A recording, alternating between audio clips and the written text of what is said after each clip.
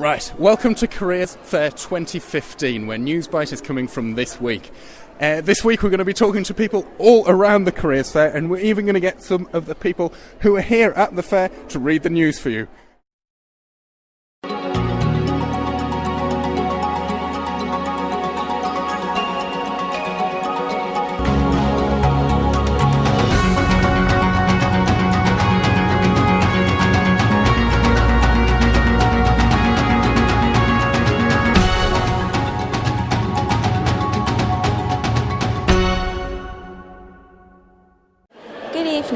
Welcome to SAMS NewsBite recorded live at the Careers Fair 2015. I'm Katie, and making the headlines in this week's news. Saint Helena Careers Fair 2015. Extractor returns from Seamounts. Golf course goes pink for cancer charity. And highlights from this week's football. Right, so welcome to Careers Fair. We've got a great show lined up for you today. Essentially, the whole of St Helena is here. All the businesses around the island have come out to really show what they have, what opportunities they have in store. And if you come around here, we can show you. We're going to talk to some of the people. For instance, we have over at the 2 on Main stall over here. Well, it used to be 2 on Main, of course. Now it's Hospitality Upskilling, I think. We have Mike Harper. Mike, could you tell us a little bit about what you've been doing today and how it's been going? Well, absolutely. We've had the Junior Chefs Academy, which we've been running on Saturdays for the last 7 weeks. And they've been coming and demonstrating the skills that they've been learning over the last 7 weeks. So it's not Bevan and myself doing it, it's the guys at Prince Andrew. So the average age from about 15 onwards.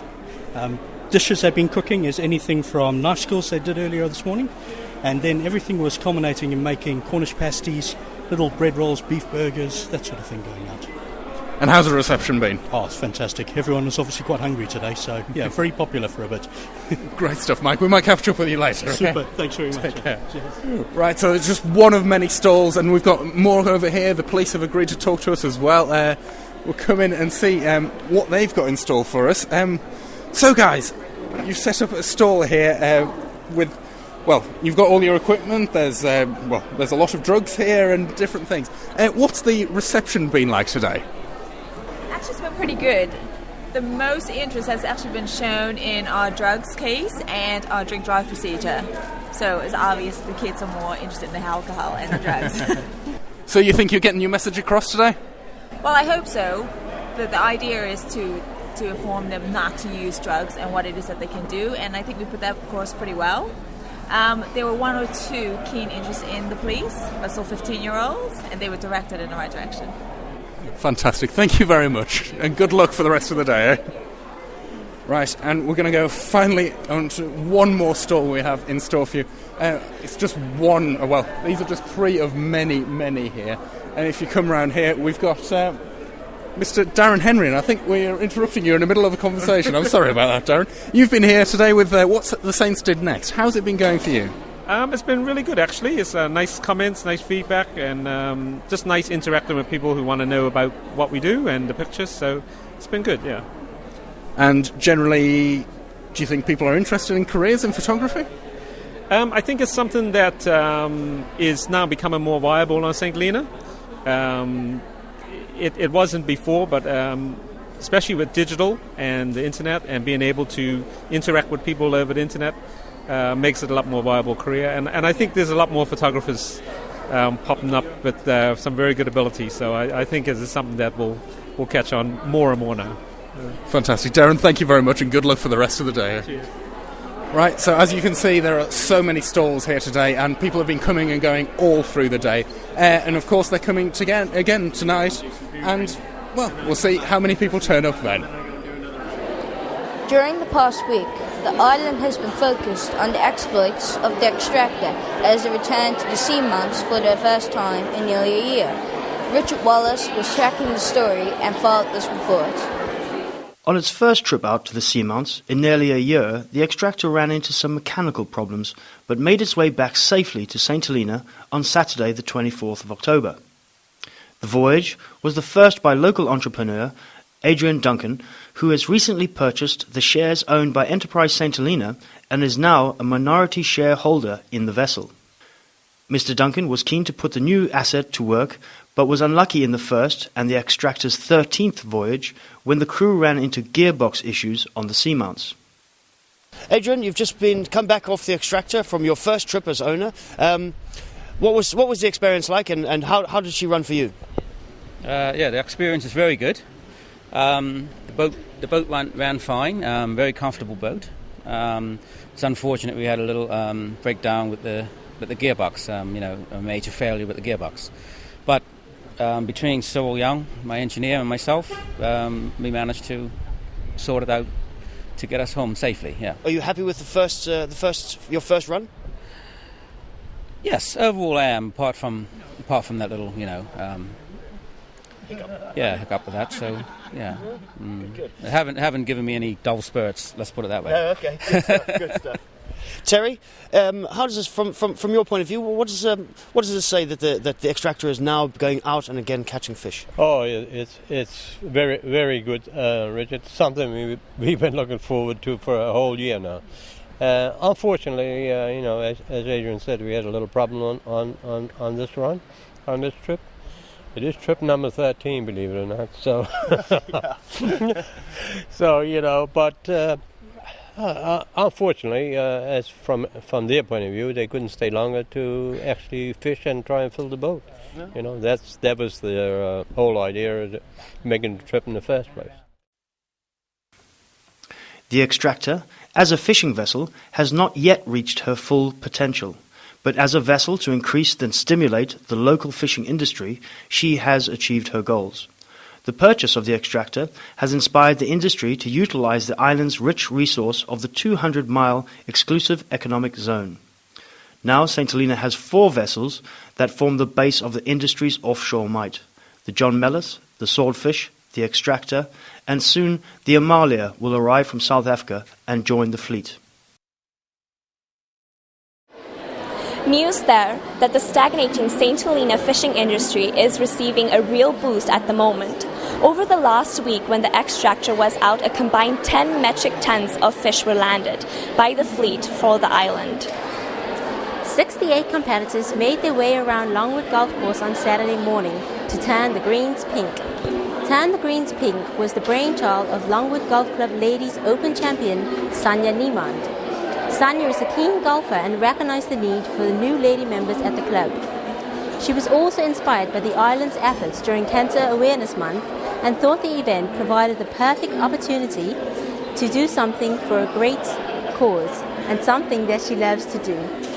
Sanya enlisted the help of male golfers to introduce the game to beginners, and they too were all decked out in pink. Registration for the tournament began at 9 a.m. before group photos were taken and the rules explained. At 10 a.m., an air horn signaled the start of the tournament and the golfing began. The golfers showed great patience and took the time to ensure that while having fun, the ladies learned to play golf. How are you ladies enjoying golf today? It's quite good for the first time. At least we can hit the ball, so that's a start. And we have actually potted the ball, so that's good. Potted more than one, yeah. And we can actually hit the ball. We just don't have any control of direction at the moment. Okay. Well, what's inspired you to come out today for the charity? I think for me it was just an opportunity to actually try something like this, rather than, because you always drive past seeing people playing, and you go, I wonder what's actually in it for them. Mm-hmm. And now I know that what's in it for them is just, a couple of hours of frustration. Really, really well. It's all because of Donald and Di. Yeah. So it's been a success, you think? Definitely. Yes. We are winners. The weather's been lovely, and we've had so much fun just going around the screen here. Poor Donald, I think he got something wrong with his hearing now because we've been making too much noise for him all day. And we're looking forward to getting that first prize, I think. Yeah. Will you be taking up golf, do you think? I think so, yes. Yeah. Because it's good fun. At least once a year we'll do this. I think to start off with, we'll do it once a year. We don't rush into it. No, you don't want it to go too heavy. It's been a fun day, and it definitely has been a fun day. That's really fun.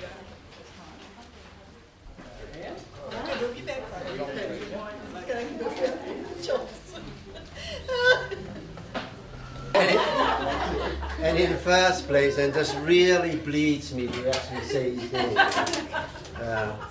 Fancy going out there and having 18 shots over 9 holes. Absolutely outrageous, don't you think so? Absolutely. I'm not ashamed of that. So, in first place, with a very good 32 points over 9 holes, was Griselda, Anya, Sophie, and of course Foxy.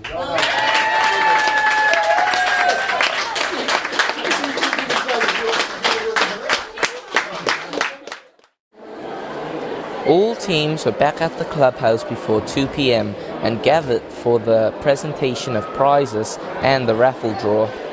The prize winners were, in first place, Griselda, Anya, Sophie and Foxy. In second place, Diana, Sally, Emerald and Donald. In third place, Anel, Andrea, Anina and Gavin. In fourth place, Anne, Robin, Natalie and Norman. And in fifth place, Joan, Susan, Lynn and KJ. There were also prizes for other accolades, most notably Diana, Sally, Emerald and Donald scooped their prizes for the team with the best spirit. Over £900 will be donated to the Cancer Support and Awareness Group, and the golf club has gained 5 new lady members. Well done, Sonia. Here now is Damien Obey with a roundup last week's footballing action. Thanks, Cara. In Saturday's first game, Bellboys scored 2 without reply in their match against Wolves to take the 3 points and move their season tally to an impressive 26 points. Wolves, on the other hand, will be pleased with their performance. Despite not getting a win this year, there has been a huge improvement in their recent results. In Saturday's second game, Raiders put a huge damper on Axis end-of-season celebrations, thrashing them by 8-1.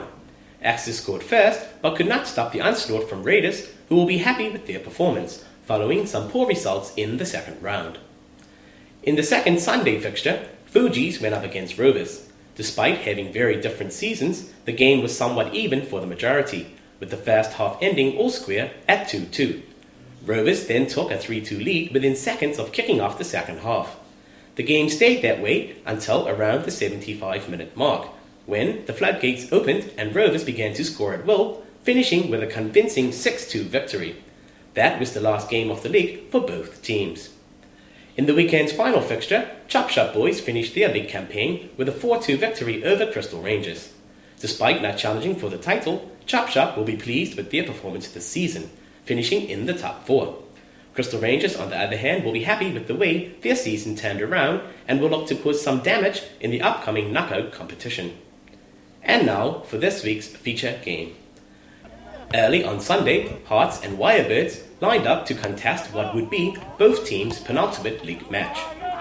The fixture was a much anticipated one, and when both teams showed up with 3 substitutes each, it was a clear indication of just how important this match was.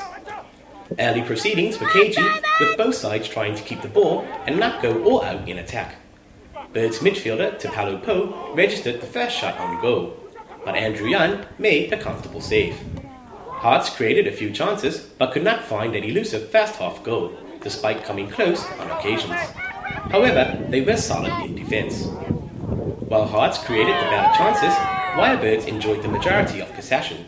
Sanjay Klingham was a constant threat and gave his side a first-half lead with this inch-perfect free kick. Hearts were a different team in the second half, and got back on level terms through Shane Stroud. They took the lead just minutes later when Chris Owen converted a penalty. Wirebirds made a series of substitutions, but this did not stop the defence leaking goals. Shane Stroud added his second and Hearts' third, and second-half substitute Rico Williams fired home a classy finish. Captain Mikey Williams added a third, and although he and Owen were offside, but not called offside, Stroud rounded off proceedings with this cheeky finish. Top stuff, Shane. That's it for the sports news this week. Back to you, Raphael. Thank you, Damien. That brings us to the end of this week's edition of SAMS NewsBite from Careersphere 2015. I'm Raphael Alec. Thank you all for watching.